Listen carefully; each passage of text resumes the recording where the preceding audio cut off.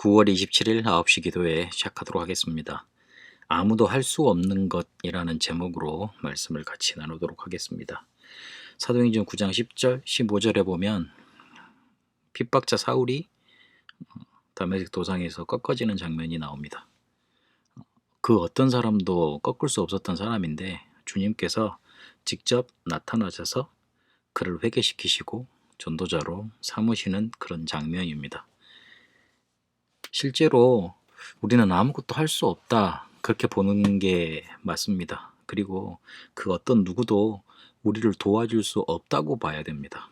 사람들은 자꾸만 어떤 능력자가 나타나서 나를 구해주길 바라고, 나를 끌어주기를 바라고, 내게 큰 해답을 주기를 바라는데 실제로 그런 사람은 이 세상에 존재하지 않는다, 그렇게 봐야 됩니다.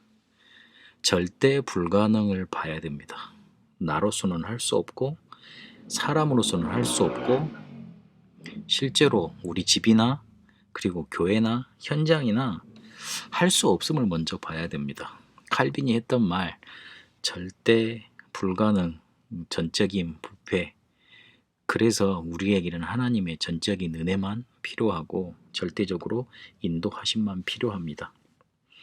그러면 나에 대해서 낙심하지 않게 되고 다른 사람도 용서하고 이해할 수 있게 됩니다.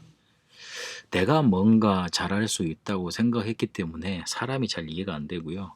그리고 특히 사람도 이해 못하면 나에 대해서도 이해 못합니다. 나에 대해서 이해 못하니까 낙심하는 거고, 그리고 사람에 대해서 이해하지 못하니까 용서하지 못하고 자꾸 원수 삼는 겁니다. 제일 우리는 첫 번째로 우리는 절대 할 수 없고 실제로 가능성도 없다는 것 확인해야 합니다. 절대 불가능해서 시작이 됩니다.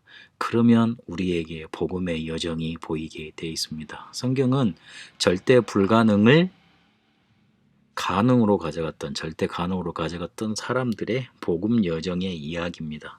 하나님은 복음 없어질 때마다 이 복음 여정을 시작하게 하셨습니다. 언약을 정확히 붙든 사람들 몇 명을 통해서요. 그래서 우리는 항상 끝을 알아야 됩니다. 끝을 알아야지만 시작이 보입니다. 시작이 보이면 그때부터 하나님의 역사도 보이게 되어 있고 그 역사 따라 인도받을 수 있습니다. 다시 한번 기억해야 됩니다. 아무도 나를 도울 사람 없습니다. 그리고 나는 또한 할 수 없습니다. 그 절대 불가능이 보이면 낙심할 이유도 없어지고, 그리고 사람도 이해하고 뛰어넘을 수 있게 됩니다. 왜냐하면 할 수 없는 인간이니까요. 그걸 그리스도께서 끝내놓으셨으니까요. 그리스도께서 완전히 십자가에서 끝내놓으셨고 나를 오게 하셔서 다 끝냈다고 말씀하셨으니까요. 네가 끝낼 수 없는 것 내가 십자가에서 완전히 끝냈다고 약속하셨기 때문에요. 그래서 낙심의 이유 사라지고 사람도 이해되는 겁니다. 나랑 같은 비슷한 수준이니까요. 아무도 할 수 없는 것 바라보게 되면 나의 과거를 하나님이 준비하셨다는 것 알게 됩니다. 사울을 꺾으시려고 아나니아를 준비하셨고 실제로 다메섹 도상을 준비하셨습니다. 그리고 오늘은 시작이 되게 됩니다. 하나님의 역사가 시작되게 되는데 초대교회가 핍박을 받아서 스데반의 일로 다 흩어졌는데, 그때 이스라엘 중에 믿었던 신자들은 이스라엘만 가고 있었는데 사마리아로, 그리고 저기 이방인들까지 안디옥까지 이르렀던 사람들이 있습니다. 그 사람들을 통해서 교회가 새롭게 시작이 되고 제자의 큰 무리가 일어났던 겁니다. 그리고 미래에 사도 바울과 실제로 전도팀들이 어떻게 인도받을까, 그것까지 확실하게 인도하셨습니다. 자꾸 불안에 우리가 쌓일 수 있습니다.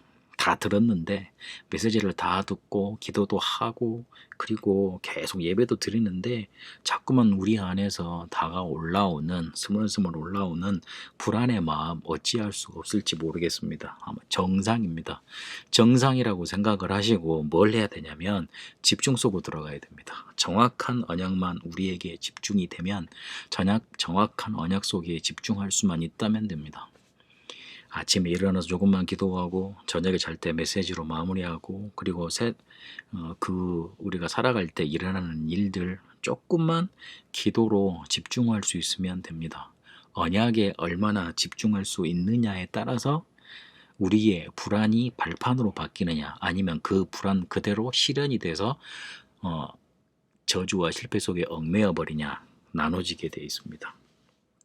그리고 더 중요한 건 지금 일어나는 영적인 일에 대해서 집중해야 된다는 겁니다.